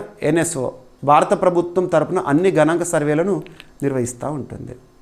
మరి ఆదాయ పంపిణీ సర్వే అసలు ఎందుకు చేయాలి, నెక్స్ట్ ఇయర్ అంటున్నా కదా, అసలు ఎందుకు చేయాలంటే దేశంలో కుటుంబాల మధ్య ఆదాయాల అసమానతల పరిస్థితులను అంచనా వేయడం కోసము, ప్రభుత్వ సంక్షేమ కార్యక్రమాలకు ఆర్థిక విధానాలకు దిశానిర్దేశం చేయడం కోసము ఉద్దేశము. రైట్. ఇక నెక్స్ట్ సైన్స్ అండ్ టెక్నాలజీలో మనం చాలా ఇన్నోవేషన్స్ చూస్తున్నాం. IITస్కి సంబంధించి కానివ్వండి, IIScకి సంబంధించి కానివ్వండి, లేదంటే ఇటీవల కాలంలో స్పేస్ టెక్నాలజీకి సంబంధించి కానివ్వండి, లేదా different diseases in news, vaccines in news, ఇవన్నీ ఇంపార్టెంటే. ఇక్కడ మన భారతదేశానికి సంబంధించి ఒక టెస్ట్ కిట్ అనేది స్వదేశీ పరిజ్ఞానంతో అభివృద్ధితో వార్తల్లోకి వచ్చింది. హీమోఫిలియా, ఒక వర్డ్ గుర్తుంచుకోండి, హీమ్ అనే పదం వచ్చింది అంటే, హీమ్ అనే పదం వచ్చింది అంటే, హీమ్ అనే పదం వచ్చింది అంటే that is the word related to blood, రక్త సంబంధిత అని మనం ఏ పదాన్ని సూచించవచ్చు అంటే హీమ్ వచ్చిందంటే అది రక్తానికి సంబంధించింది. సో హీమోఫిలియా గుర్తింపునకు సులభతరమైన టెస్ట్ కిట్, ఒక టెస్ట్ కిట్ని అభివృద్ధి చేయడం జరిగింది. అంటే డయాగ్నోసిస్లో భాగంగా హీమోఫిలియా ఉందా లేదా దానికి సంబంధించి తెలుసుకోవడానికి. సో ముంబైలోని నేషనల్ ఇన్స్టిట్యూట్ ఆఫ్ ఇమ్యునోహెమటాలజీ శాస్త్రవేత్తలు హీమోఫిలియా A, వాన్విల్ బ్రాండ్ డిసీజ్ వంటి రక్తస్రావ రుగ్మతలను వేగంగా గుర్తించేందుకు సరికొత్త టెస్ట్ కిట్ని అభివృద్ధి చేశారు. ఇది పూర్తి స్వదేశీ పరిజ్ఞానంతో రూపొందించబడింది. ఓకేనా. సో ప్రస్తుతం వాడుతున్న ఖరీదైన సంక్లిష్ట పరీక్షలకు ఇది మెరుగైన ప్రత్యామ్నాయంగా భావిస్తున్నారు. ఓకేనా. NIIH అంటే ఏంటి, నేషనల్ ఇన్స్టిట్యూట్ ఆఫ్ ఇమ్యునోహెమటాలజీ. సో ఇక్కడ అబ్జర్వ్ చేస్తే దాని కేంద్రం ఇక్కడ ముంబై. వారికి సంబంధించి ఈ టెస్ట్ కిట్ పేరు ఏంటి అంటారు, పాయింట్ ఆఫ్ కేర్ అనే ఒక టెస్ట్ కిట్. ఓకేనా. సో హీమోఫిలియా A ఎలా ఉంటుంది, లక్షణాలు ఎలా ఉంటాయంటే కీళ్ళలో వాపులు, తరచుగా చర్మంపై గాయాలు, కండరాల్లో రక్తస్రావాలు, మహిళల్లో ఋతుక్రమ సమయంలో అధిక రక్తస్రావం, కాన్పుల సమయంలో ఇబ్బందులు, ఇవన్నీ కూడా హీమోఫిలియా లక్షణాలుగా మనం చెప్పచ్చు. హీమోఫిలియా అంటే రక్తం గడ్డకట్టే ఫ్యాక్టర్లు లోపించడంతో వచ్చే జన్యుపరమైన వ్యాధి, ఎక్కువగా పురుషులకు వస్తుంది, స్త్రీలు క్యారియర్స్గా ఉంటారు. ఓకేనా. Right. So world federation of haemophilia head quarter ఎక్కడ అంటారు. సో ఇంటర్నేషనల్లో మనకి జీకే పాయింట్స్, మాంట్రియల్, కెనడా. ప్రపంచవ్యాప్తంగా హీమోఫిలియా బాధితులకు సహాయము, చికిత్స విధానాలపై అవగాహన కల్పిస్తుంది ఇది. ఇక నెక్స్ట్ ర్యాంకింగ్స్. రీసెంట్గా మనము క్యూఎస్ ర్యాంకింగ్స్ గురించి చూసాము. క్వాకరెల్లి సిమెంట్స్ అని చెప్పేసి అందులో భారతదేశం నుండి 54 చోటు పొందినాయి అని చెప్పేసి, భారతదేశ చరిత్రలో విద్యా వ్యవస్థలో అద్భుత పురోగతి అని చెప్పేసి డిస్కస్ చేసాం. ఇక్కడ టైమ్స్ హైయర్ ఎడ్యుకేషన్ ర్యాంకింగ్స్ ఈ టాపిక్ ఇంపార్టెంట్. కాంటెక్స్ట్ కూడా ఏంటంటే రీసెంట్గా మీరు June 1, 2024 రోజున ఏపీలో police constable mains examination paper చూస్తుంటే, ఏ పోటీ పరీక్షకు ప్రిపేర్ అవుతున్నా కూడా జనరల్ స్టడీస్ ఆధారంగా క్వశ్చన్ పేపర్ ఉంది అంటే ఆ క్వశ్చన్ పేపర్లో క్వశ్చన్స్ ఎలా వస్తున్నాయో చూడండి. కానిస్టేబుల్ ప్రిపేర్ అయితే కానిస్టేబుల్ పేపర్ చూడాలి, ఎస్ఐ ప్రిపేర్ అయితే ఎస్ఐ కానిస్టేబుల్ వీటికి సంబంధించి చూడాలని కాదు. జనరల్ స్టడీస్లో టాపిక్స్ ఉంటాయి కాబట్టి ఏ కాంపిటేటివ్ ఎగ్జామినేషన్ అయినా ఎలా అడుగుతున్నారు క్వశ్చన్స్ మీకు ఐడియా రావాలి. ఓకేనా. రీసెంట్గా పోలీస్ కానిస్టేబుల్ మెయిన్స్ ఎగ్జామినేషన్లో ఎడ్యుకేషనల్ ఇన్స్టిట్యూషన్స్కి సంబంధించి ర్యాంకింగ్స్ అడిగారు. సో కాబట్టి ఇది important. So times Higher Education University Impact rankings అనేది రీసెంట్గా న్యూస్లోకి వచ్చింది. ఇందులో ప్రపంచంలోనే టాప్లో ఏ విద్యా సంస్థ ఉంది అంటే Western Sydney University top position ఆస్ట్రేలియాకి సంబంధించి. సెకండ్ యూనివర్సిటీ ఆఫ్ మాంచెస్టర్ యూకేలో ఉంది. థర్డ్ వచ్చేసి క్వింగ్పూక్ నేషనల్ యూనివర్సిటీ, ఇది సౌత్ కొరియాలో ఉంది. Next Griffith University and University of Tasmania, ఈ రెండు కూడా ఆస్ట్రేలియా, ఇవి రెండు కూడా 4th పొజిషన్లో కంబైన్డ్గా ఉన్నాయి. ఇక మరి భారతదేశం నుండి ఏ విద్యా సంస్థలు మంచి పొజిషన్లో ఉన్నాయో చూద్దాం. లండన్ కేంద్రంగా పనిచేసే Times Higher Education University Impact Rankings 2025ని విడుదల చేసింది. డైరెక్ట్గా గుర్తుంచుకోండి, విద్యా సంస్థలకు సంబంధించిన ర్యాంకింగ్స్. సో అందులో ఏమేమి ఉన్నాయంటే అమృత విద్యాపీఠం కోయంబత్తూరు, ఇది 41st పొజిషన్లో ఉంది, Tamil Nadu. Next lovely professional university, ఇది పంజాబ్లో ఉంది, జలంధర్. ఓకేనా, 48th position. And JSS academy of higher education and research, ఇది మైసూర్, కర్ణాటక, ఇది 56th పొజిషన్లో ఉంది. ఓకేనా. మరి ఎవరు టాప్లో ఉన్నారని అడుగుతారు, Western Sydney University. Right. So ఏ విద్యా సంస్థ ఎక్కడెక్కడ ఉంది, మీకు ఇచ్చే పీడిఎఫ్లో ఇదంతా కూడా కవర్ అవుతుంది. 2025 ర్యాంకింగ్స్లో 2 భారతీయ యూనివర్సిటీలు అమృత మరియు లవ్లీ యూనివర్సిటీ ప్రపంచ టాప్ 50లో ఉండటం విశేషం. Very very important. ఇక GI tags, geographical indication tag. ఏ పోటీ పరీక్ష అయినా, ఏ స్థాయి పోటీ పరీక్ష అయినా ఈ టాపిక్ నుండి రెగ్యులర్గా రిపీటెడ్గా క్వశ్చన్స్ వస్తున్నాయి. వాస్తవం చెప్పాలంటే ఎగ్జామినర్కి చాలా ఇంట్రెస్టింగ్ అండ్ చాలా ఇష్టమైన టాపిక్ ఇది. ఇక్కడ అబ్జర్వ్ చేస్తే రీసెంట్గా మనం తెలంగాణ రాష్ట్రానికి సంబంధించి ఒక జిఐ ట్యాగ్ టాపిక్ని మనం డిస్కస్ చేసాం. వరంగల్కి సంబంధించి చపాటా మిర్చికి జిఐ ట్యాగ్ వచ్చింది. తెలంగాణ నుండి జిఐ ట్యాగ్ పొందిన 18th ప్రోడక్ట్ అని చెప్పేసి మీకు చెప్పాను లాస్ట్ 1.5 month బ్యాక్. ఇక్కడ తెలంగాణ నుండి ఇంకొక ప్రోడక్ట్ జిఐ ట్యాగ్ కోసం అప్లై చేస్తూ న్యూస్లోకి వచ్చింది, అప్లికేషన్తో న్యూస్లోకి వచ్చింది, ఇంకా ఫైనల్ కాలేదు. ఒకవేళ ఈ ప్రోడక్ట్ కనుక జిఐ ట్యాగ్ వస్తే అది 19th ప్రోడక్ట్ ఫ్రమ్ తెలంగాణ అవుతుంది. మీకు ఇక్కడ 18 ఏమున్నాయో ఇప్పటివరకు అది కూడా చెప్తాను. అండ్ ఇక్కడ జిఐ ట్యాగ్ ఏంటంటే చూద్దాము. జాగ్రఫికల్ ఇండికేషన్ ట్యాగ్, భౌగోళిక గుర్తింపు అంటాము. ఏదైనా ఒక వస్తువు పేరు చెప్పగానే ఒక ప్రాంతం లేదా ఒక ప్రాంతం పేరు చెప్పగానే ఒక వస్తువు గుర్తొస్తుంది. సింపుల్గా చెప్పాలంటే జిఐ ట్యాగ్ అనేది వస్తువులకు ఇస్తారు. That product may be anything, అది ఏదైనా కావచ్చు. వంటే కావచ్చు, పండించే పంటే కావచ్చు, నేసే వస్త్రమే కావచ్చు, తయారు చేసే బొమ్మే కావచ్చు, బెవరేజెసే కావచ్చు, any product that will be. So దానికి ప్రత్యేక గుర్తింపిస్తారు ప్రాంతం మాత్రం. అంటే ఆ ప్రోడక్ట్ పేరు చెప్పగానే మనకు వస్తువు గుర్తొస్తుంది. ఉదాహరణకు చెప్తాను, తిరుపతి అనగానే తిరుపతి లడ్డే గుర్తొస్తుంది. సో తిరుపతి లడ్డుకు జిఐ ట్యాగ్ ఉంది ఇలాగా. ఓకేనా? సో ఇక్కడ అబ్జర్వ్ చేస్తే మరి జిఐ ట్యాగ్ సంబంధించి చట్టం గుర్తుంచుకోండి. GI of goods, registration and protection act 1999. GI of goods registration and protection act 1999 ఆధారంగా జాగ్రఫికల్ ఇండికేషన్స్ రిజిస్ట్రీ అనే సంస్థ, ఈ సంస్థ చెన్నై కేంద్రంగా పనిచేస్తుంది. ఆ సంస్థ వస్తువులకు జిఐ ట్యాగ్ని మంజూరు చేస్తుంది. మరి భారతదేశంలో జిఐ ట్యాగ్ పొందిన మొట్టమొదటి ప్రోడక్ట్ డార్జిలింగ్ టీ 2003-04 ఇయర్లో. ఓకేనా? మరి తెలంగాణకు సంబంధించి ఎందుకు ఇప్పుడు డిస్కస్ చేస్తున్నామంటే పాలమూరులో బాలానగర్ సీతాఫలం చాలా famous. It is unique custard Apple. దానికి జిఐ ట్యాగ్ కావాలని అప్లై చేశారు. అతి త్వరలో వచ్చే అవకాశం ఉంటుంది. వస్తుంది అంటే వీరు అఫీషియల్గా డిక్లేర్ చేయాలి. ఒకవేళ ఈ ప్రోడక్ట్ కనుక జిఐ ట్యాగ్ గుర్తింపు వచ్చింది అంటే తెలంగాణ నుండి 19వ ప్రోడక్ట్. సో దేశవ్యాప్తంగా ప్రసిద్ధి పొందిన పాలమూరు బాలానగర్ సీతాఫలానికి భౌగోళిక గుర్తింపు కల్పించాలంటూ అధికారికంగా దరఖాస్తు చేశారు. ఈ దరఖాస్తును కొండా లక్ష్మణ్ తెలంగాణ రాష్ట్ర ఉద్యాన విశ్వవిద్యాలయం సమర్పించింది. చెన్నైలోని జియోగ్రఫికల్ ఇండికేషన్ రిజిస్ట్రీ కార్యాలయంలో ఈ దరఖాస్తును సమర్పించారు. ఓకేనా? సో ఎవరు? కొండా లక్ష్మణ్ తెలంగాణ రాష్ట్ర ఉద్యాన విశ్వవిద్యాలయం సమర్పించింది. రైట్? సో పాలమూరు మహబూబ్నగర్ జిల్లాలో ప్రసిద్ధ సీతాఫల కేంద్రం ఇది. ఓకేనా? సో రీసెంట్గా మనకి 18th ప్రోడక్ట్ అన్న కదా, ఆ 18th ప్రోడక్ట్ ఏమో వరంగల్కి సంబంధించి చపాటా మిర్చి. ఇక మిగిలిన 17 ప్రోడక్ట్స్ ఏంటో చూద్దాము. ఓకేనా?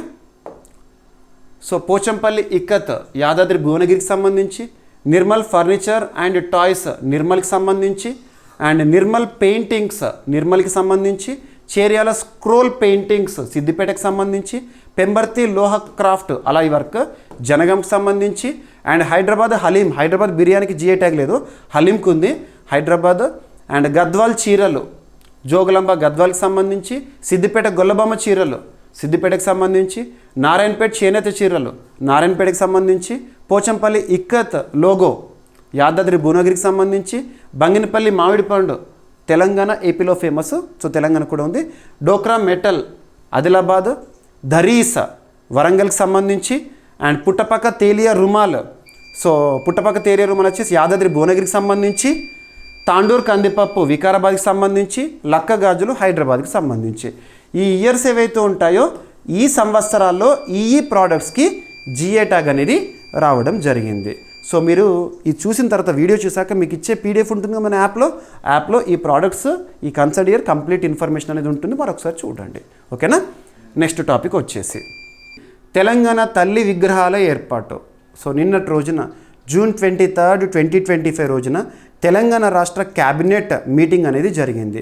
అందులో తీసుకున్న కీలక నిర్ణయం, సో మంత్రిమండలి దేనికి ఆమోదం తెలిపింది అంటే రాష్ట్రంలోని అన్ని జిల్లాల్లో కూడా తెలంగాణ తల్లి విగ్రహాలను ఏర్పాటు చేయాలి. కమింగ్ December 9th రోజున ఆ విగ్రహాలన్నింటినీ కూడా మనం ప్రత్యేకంగా ఆవిష్కరించాలి. ఎందుకంటే December 9th తెలంగాణ చరిత్రలో చాలా ప్రత్యేకత ఉంది. సో తెలంగాణ రాష్ట్ర అవతరణకి సంబంధించి 2009 December 9th రోజున మొదటిసారి ప్రకటన అనేది వెలువడింది కాంగ్రెస్ పార్టీ నుండి. ఓకేనా. సో తెలంగాణ తల్లికి సంబంధించి తెలంగాణ రాష్ట్రంలోని 33 జిల్లా తెలంగాణ కలెక్టరేట్ ఉంటుంది కదా, సో కలెక్టరేట్లలో తెలంగాణ తల్లి విగ్రహాలను ఏర్పాటు చేయాలని ప్రభుత్వం నిర్ణయించింది. ఒక్కో విగ్రహానికి ఖర్చు దాదాపు 15.5 లక్షల రూపాయలు అవుతుందని అధికారులు భావిస్తున్నారు. విగ్రహాల నిర్మాణ బాధ్యత ఎవరికి ఇచ్చారు, ఇది ఇంపార్టెంట్.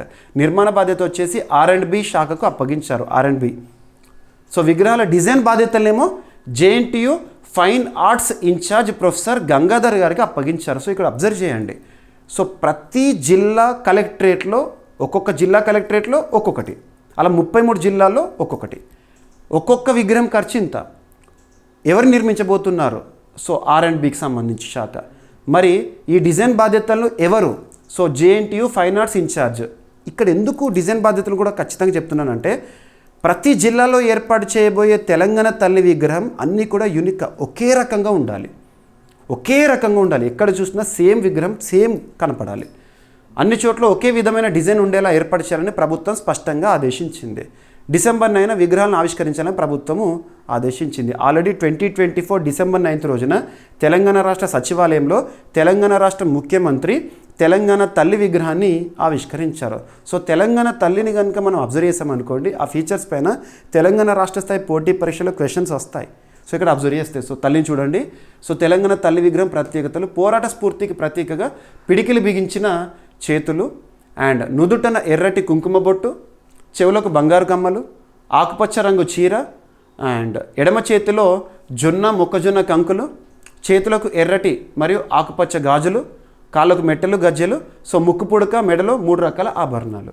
సో ఎగ్జామినేషన్లో మన కల్చర్ పార్ట్ నుండి ఇవి అడుగుతున్నారు. అండ్ ఏపీ అయినా తెలంగాణ అయినా 2 రాష్ట్రాల్లో పోటీ పరీక్షల అభ్యర్థుల కోసం మన డైలీ కరెంట్ అఫైర్స్ వీడియోలో మన రాష్ట్రీయాంశాన్ని చెప్తున్నాను. ఒకరోజు ఏపీకి సంబంధించి న్యూస్ ఉంటాయి, ఒకరోజు తెలంగాణకు సంబంధించి న్యూస్ ఉంటాయి, ఒకరోజు 2 రాష్ట్రాలకు సంబంధించి న్యూస్ ఉంటాయి, ఒకరోజు 2 రాష్ట్రాల్లో ఏ రాష్ట్రానికి సంబంధించి కూడా న్యూస్ ఉండకపోవచ్చు. పోటీ పరీక్షల కోణంలో న్యూస్ ఉంది అంటే మన రాష్ట్రానికి సంబంధించి ఏపీ అయినా తెలంగాణ రెండింటికి సంబంధించి నేను న్యూస్ ఇస్తాను. ఓకేనా, ఆ కరెంట్ అఫైర్స్ రూపంలో చెప్తాను. సో తెలంగాణ ముఖ్యమంత్రి అండ్ December 9 యొక్క ప్రత్యేకత, రైట్. అండ్ వార్తల్లో వ్యక్తులను కనుక పరిశీలిస్తే ఆంగ్ల విభాగంలో డాక్టరేట్ పొందిన తొలి ట్రాన్స్జెండర్గా, భారతదేశంలోనే తొలి ట్రాన్స్జెండర్గా ఒక వ్యక్తి నిలిచారు. ఇక్కడ ట్రాన్స్జెండర్ అనే పదం వార్తలోకి వచ్చింది కాబట్టి కాంటెంట్ అనేది ఇంపార్టెంట్. ట్రాన్స్జెండర్ పర్సన్స్కి హక్కుల పరిరక్షణ కోసం ఒక చట్టం ఉంది, 2019 ఇయర్లో వచ్చింది. Transgender persons protection of rights act 2019 గుర్తుంచుకోండి. ప్రస్తుతం ట్రాన్స్జెండర్స్కి హక్కుల పరిరక్షణ ఇస్తున్న చట్టం అదే. ట్రాన్స్జెండర్ సంబంధించి ఎక్కువగా ఏ మంత్రిత్వ శాఖ పరిధిలో మనము ఇన్ఫర్మేషన్ వింటూ ఉంటామంటే Ministry of Social Justice and Empowerment, అదొకటి ఇంపార్టెంట్. సో ట్రాన్స్జెండర్స్ విషయంలో చాలా సుప్రీంకోర్టు గత తీర్పుల గురించి కూడా మనం డిస్కస్ చేస్తూ ఉన్నాం రెగ్యులర్గా. అండ్ ఇంకోటి ఏంటంటే ట్రాన్స్జెండర్లకి ఉద్యోగాల్లో కూడా రిజర్వేషన్ కల్పిస్తూ ఇటీవల కర్ణాటక రాష్ట్రం 1% రిజర్వేషన్ ఇన్ యూనిఫామ్ జాబ్స్ అని, ఇటువంటివి ఇంపార్టెంట్. సో ఇక్కడ తమిళనాడు రాష్ట్రానికి సంబంధించి ఒక ట్రాన్స్జెండర్ ఆంగ్లంలో డాక్టరేట్, తమిళనాడు చెందిన జెన్సీ, పేరు జెన్సీ, ఆంగ్ల భాషా విభాగంలో డాక్టరేట్ సాధించిన భారతదేశంలో తొలి ట్రాన్స్జెండర్ వ్యక్తిగా గుర్తింపు పొందారు. ఎగ్జామ్లో అడుగుతారు, ఇటీవల వార్తల్లో నిలిచిన జెన్సీ ఏ రాష్ట్రం అంటారు, తమిళనాడు. ఓకేనా. సో 2014లో సుప్రీంకోర్టు నాల్సా తీర్పు ద్వారా ట్రాన్స్జెండర్లను అధికారికంగా థర్డ్ జెండర్గా గుర్తించింది. నెక్స్ట్ మరొక పర్సన్, ఆల్రెడీ ఈ పర్సన్ గురించి మనం 1.5 month బ్యాక్ మన డైలీ కరెంట్ అఫైర్స్ వీడియోలో డిస్కస్ చేసాం. ఎలెక్ట్ అవుతూ న్యూస్లోకి వచ్చారు. దీనికి సంబంధించి ఇంటర్నేషనల్ ఒలింపిక్ కమిటీ చరిత్రలోనే మోర్ దెన్ 130 years చరిత్ర కలిగిన ఇంటర్నేషనల్ ఒలింపిక్ కమిటీ చరిత్రలోనే తొలిసారి ఒక మహిళ చీఫ్గా అని చెప్పేసేసి, ఆ మహిళ పేరు క్రిస్టీ కోవెంట్రీ, తను జింబాబ్వేకి చెందినవారని చెప్పేసి. సో మరెందుకు మళ్ళీ ఇప్పుడు డిస్కస్ చేస్తున్నాను తన గురించే అంటే, నిన్నటి రోజున June 23, 2025 రోజున తను బాధ్యతలను స్వీకరిస్తూ వార్తల్లోకి వచ్చారు కాబట్టి ఇంపార్టెంట్. అండ్ ఈ పర్సన్ గురించి కమింగ్ కాంపిటేటివ్ ఎగ్జామినేషన్లో ఖచ్చితంగా క్వశ్చన్స్ వచ్చే అవకాశం ఉంది. సో అంతర్జాతీయ ఒలింపిక్ సంఘం చరిత్రలో తొలిసారిగా ఒక మహిళ అధ్యక్షురాలిగా బాధ్యతలు స్వీకరించింది. ఎవరి నుండి? థామస్ బాష్ నుంచి క్రిస్టీ కోవెంట్రీ బాధ్యతలు స్వీకరించింది. గుర్తుంచుకోండి, ఓకేనా. తను ఏ దేశానికి సంబంధించిన వారంటే జింబాబ్వే దేశానికి సంబంధించిన వారు. అంతేకాకుండా ఆఫ్రికా ఖండం నుండి వచ్చిన మొదటి వ్యక్తిగా కూడా తను చరిత్రలో నిలిచారు, ఓకేనా. సో తను అధ్యక్ష బాధ్యతలను ఎక్కడ జరిగిన కార్యక్రమంలో అంటే స్విట్జర్లాండ్లో లసానేలో నిన్న జరిగిన కార్యక్రమం ఇంటర్నేషనల్ ఒలింపిక్ డే సందర్భంగా, ఓకేనా. సో ఇంటర్నేషనల్ ఒలింపిక్ కమిటీ అనేది 1894 ఇయర్లో ఏర్పాటైంది. లసానే స్విట్జర్లాండ్ కేంద్రంగా పనిచేస్తోంది. ఐఓసీ అధ్యక్ష పదవీ కాలం వచ్చేసి 8 years ఉంటుంది. అవసరమైతే మరొక 4 ఏళ్ళు కూడా పొడిగించవచ్చు. ఇప్పటివరకు థామస్ బాష్ గారు ఉన్నారు. తన స్థానంలో ఇప్పుడు క్రిస్టీ కోవెంట్రీ, ఒక స్విమ్మరు, ఒలింపిక్స్లో ఆల్రెడీ తన ప్రతిభను నిరూపించుకున్న జింబాబ్వే దేశస్తురాలు రావడం జరిగింది, ఓకేనా. ఇక నెక్స్ట్ మాజీ క్రికెటర్ దిలీప్ జోషి గారు కన్నుమూస్తూ వార్తల్లోకి వచ్చారు. క్రికెటర్, ఓకేనా. సో ఎవరైనా క్రీడాకారులు మరణిస్తే వాళ్ళ పేరేంటి, వారు ఏ రాష్ట్రానికి సంబంధించిన వారు, వారు ఏ క్రీడతో సంబంధం ఉన్నవారు. భారత మాజీ left arm spinner Dilip Joshi లండన్లో గుండెపోటుతో మరణించారు, ఓకేనా. భారతదేశ చరిత్రలో, క్రికెట్ చరిత్రలో టెస్టుల్లో కానివ్వండి, వన్డేలో కానివ్వండి, అండ్ దేశవాళీ విషయానికి వస్తే సౌరాష్ట్ర, బెంగాల్ తరపున, ఇంగ్లాండ్ విషయానికి వస్తే నాటింగ్హామ్షైర్, వార్విక్షైర్ తరపున ఆడిన వ్యక్తి, ఓకేనా. సో దిలీప్ జోషి అంతర్జాతీయ క్రికెట్లో గుర్తింపు పొందిన వ్యక్తి రీసెంట్గా మరణిస్తూ వార్తల్లోకి వచ్చారు, ఓకేనా. 1981లో తను అర్జున పురస్కార గ్రహీత, రైట్.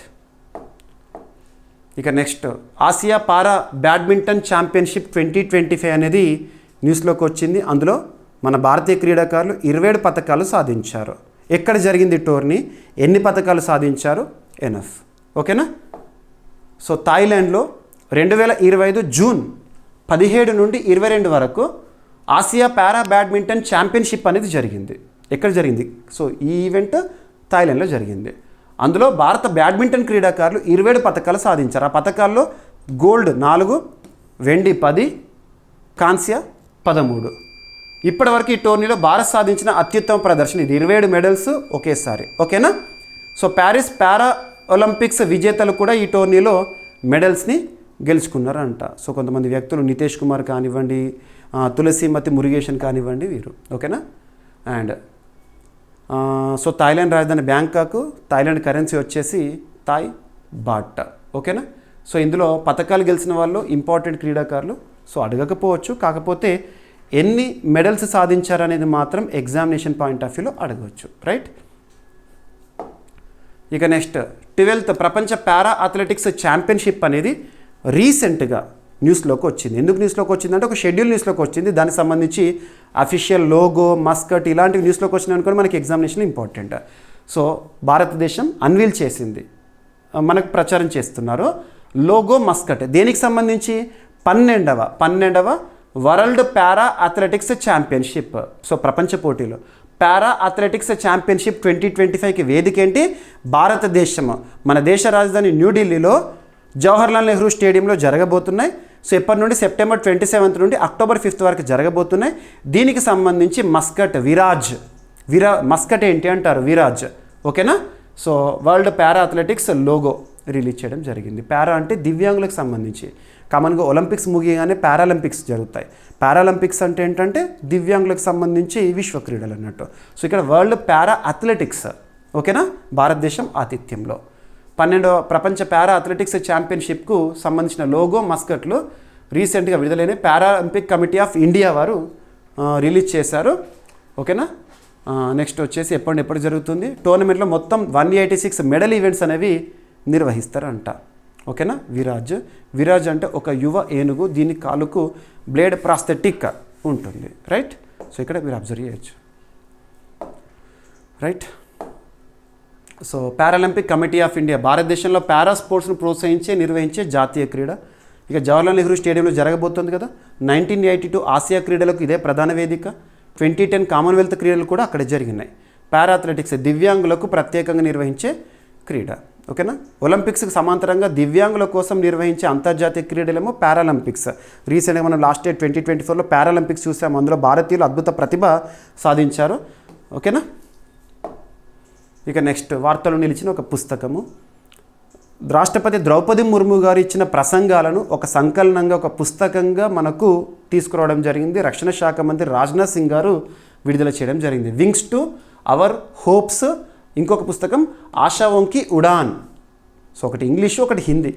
ఈ పుస్తకాలను ఎవరు పబ్లిష్ చేశారంటే భారత ప్రభుత్వానికి సంబంధించి ప్రచురణల విభాగం, డైరెక్టరేట్ ఆఫ్ పబ్లికేషన్స్ డివిజన్ ఏ మంత్రిత్వ శాఖ పరిధిలో పనిచేస్తుందంటే సమాచార ప్రసారాల మంత్రిత్వ శాఖ పరిధిలో పనిచేస్తోంది. ఆ సంస్థ వారు ప్రచురించారు. సో ద్రౌపది ముర్ము గారి 51 ప్రసంగాలు యువతకు ఆదర్శప్రాయంగా ఇన్స్పిరేషన్గా ఉండే ప్రసంగాలన్నింటినీ కూడా ఇక్కడ తీసుకురావడం జరిగింది. నిన్నటి రోజున బుక్ లాంచింగ్ అనేది జరిగింది. సో పుస్తకాల పేర్లు గుర్తుంచుకోండి, ఎవరికి సంబంధించినవి, ఎవరు ప్రచురిస్తున్నారు. ఇక భారతదేశ చరిత్రలో 15వ రాష్ట్రపతి ద్రౌపది ముర్ము గారు, దేశంలో 2వ మహిళా రాష్ట్రపతి, అండ్ దేశం తొలి గిరిజన లేదా ఆదివాసీ మహిళా రాష్ట్రపతి. ఓకేనా, రాష్ట్రపతి భవన్. సో ఇక ఈరోజు ప్రశ్న, ఇటీవల ఒటావా కన్వెన్షన్ అనేది రెగ్యులర్గా న్యూస్లోకి వస్తుంది. లాస్ట్ 1 వీక్లో న్యూస్లోకి వచ్చింది. వాస్తవానికి ఆ టాపిక్ని మనము ఏప్రిల్ మంత్లోనే డిస్కస్ చేసాము. సో ఒటావా కన్వెన్షన్ అనేది రీసెంట్గా 2-3 సార్లు వార్తల్లోకి వచ్చింది. దానికి సంబంధించే ప్రశ్న, ఒటావా కన్వెన్షన్ నుండి నిష్క్రమిస్తామని ఇటీవల ఏ దేశాలు ప్రకటించాయి? ప్రకటించిన దేశాలు ఏంటి? అందులో భాగంగా 2025 జూన్ నెలలో లాస్ట్ 1 వీక్లోనే ఏ దేశ పార్లమెంటు ఈ నిష్క్రమణకు అనుకూలంగా ఆమోదం తెలిపింది? ఆ దేశం పేరు చెప్పండి, ఈ 4 దేశాల పేర్లు కూడా చెప్పండి. ఓకేనా. ఇక ఈరోజు టాపిక్స్ని క్విక్ రివిజన్ చేస్తే, ఆపరేషన్ బషరత్ ఫతా అనేది న్యూస్లోకి వచ్చింది. ఇరాన్ అమెరికా సైనిక స్థావరాలను టార్గెట్ చేస్తూ, అండ్ భారతదేశానికి అమెరికా ట్రావెల్ అడ్వైజరీ లెవెల్ 2 జారీ చేసింది. అండ్ పార్లమెంటరీ కమిటీస్లో ఎస్టిమేట్స్ కమిటీ అనేది 75 ఇయర్స్ సెలబ్రేషన్తో న్యూస్లోకి వచ్చింది. అండ్ నవ్య అనే ఒక ఇనిషియేటివ్ ఈరోజు ప్రారంభమైంది మంత్రిత్వ శాఖ విమెన్ అండ్ చైల్డ్ డెవలప్మెంట్ పరిధిలో. అండ్ రక్షణ రంగానికి సంబంధించి ఒక అత్యాధునిక గన్ను CQB గన్స్ ఎవరు తయారు చేశారు? ప్రత్యేకత. హరిత హైడ్రోజన్ పైలట్ ప్లాంట్ అనేది ఆఫ్ గ్రిడ్కి సంబంధించి. అండ్ సుబర్ణరేఖ నది జార్ఖండ్లో జన్మిస్తుంది. ఇది ఇటీవల వార్తలోకి వచ్చింది ఒక విపత్కర పరిస్థితుల్లో. Ministry of statistics and programme implementation వారు రీసెంట్గా ఒక నిపుణుల సంఘాన్ని ఏర్పాటు చేశారు 2026 సంబంధించి ఆదాయ పంపిణీ సర్వే కోసము. అండ్ హీమోఫీలియా గుర్తింపునకు సులభమైన టెస్ట్ కిట్ అభివృద్ధి అనే అంశము ఏ సంస్థ అభివృద్ధి చేసింది? NIIH అంటే ఏంటి? ప్రధాన కేంద్రం ఎక్కడ? హీమోఫీలియా అంటే ఏంటి? And times Higher Education University Impact rankings అనేవి రీసెంట్గా న్యూస్లోకి వచ్చింది. జాగ్రఫికల్ ఇండికేషన్ ట్యాగ్ సంబంధిత అంశంతో తెలంగాణ రాష్ట్రంలో బాలనగర్ సీతాఫలం అండ్ తెలంగాణ తల్లి విగ్రహాల ఏర్పాటు తెలంగాణ రాష్ట్రం అన్ని జిల్లా కలెక్టరేట్లలో.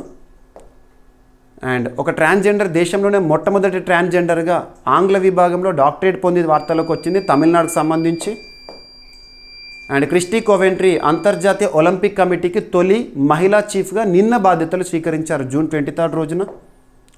అండ్ మాజీ క్రికెటర్ దిలీప్ జోషి గారు కన్నుమూస్తూ వార్తల్లోకి వచ్చారు, spinner. And Asia para badminton ఛాంపియన్షిప్లో భారతీయుల సత్తా. And 12th world para athletics championship అనేది దానికి సంబంధించి logo and mascot. And wings to our hopes and Aashaon ki Udaan అనే పుస్తకాలు రాష్ట్రపతి గారి ప్రసంగాలకు సంబంధించి. అండ్ ప్రశ్న, ఒటావా కన్వెన్షన్ నుండి నిష్క్రమిస్తామని ఇటీవల ఏ దేశాలు ప్రకటించినాయి? 2025 జూన్ నెలలో ఏ దేశ పార్లమెంటు ఈ నిష్క్రమణకు అనుకూలంగా ఆమోదం తెలిపింది? ప్రతి ఒక్కరూ సమాధానాన్ని ఇవ్వండి. సో ఖచ్చితంగా సమాధానం ఇచ్చే ప్రయత్నం చేయండి, ఎంతవరకు తెలిస్తే అంతవరకు. రేపు ఈ సమాధానం ఏదైతే ఉంటుందో ఎక్స్ప్లెనేషన్ ఇచ్చేసి టాపిక్స్ అన్ని డిస్కస్ చేద్దాం. ఏమైనా మిస్లైనస్ టాపిక్స్ ఉన్నాయనుకోండి, నో నీడ్ టు వర్రీ, రేపటి క్లాస్లో జోడించి మళ్ళీ డిస్కస్ చేద్దాం. రేపు కలుద్దాం.